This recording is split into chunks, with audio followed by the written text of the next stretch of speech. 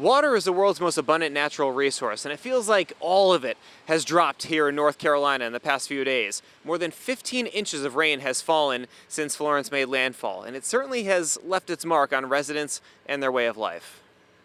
Oh my goodness, it's horrible. When it rained, it poured in eastern North Carolina Saturday. The remnants of Hurricane Florence turning roads into rivers and homes inundated with water. Even 50 miles inland, the floodwaters have only begun to rise. We're most concerned about the river, when it crests next week. Getting from one spot to another was frustrating due to flooded roads.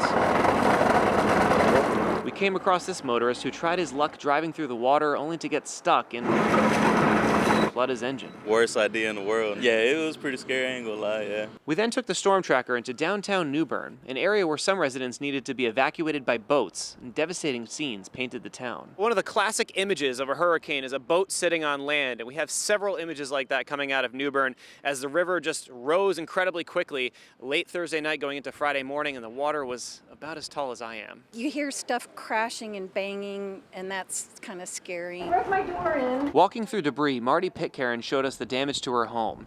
At the height of the storm, her first floor was underwater. I had water splashing up against my second-story windows when the rollers came in.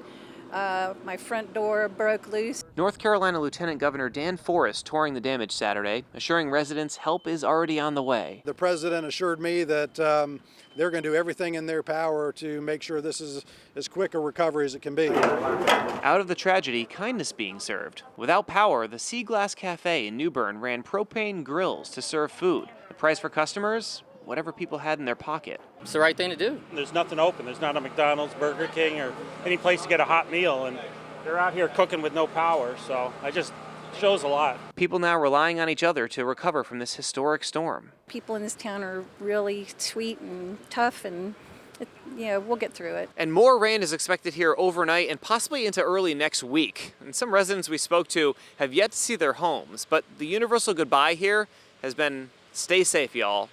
In Greenville, North Carolina, I'm Dan Amaranti, Fox 61 News.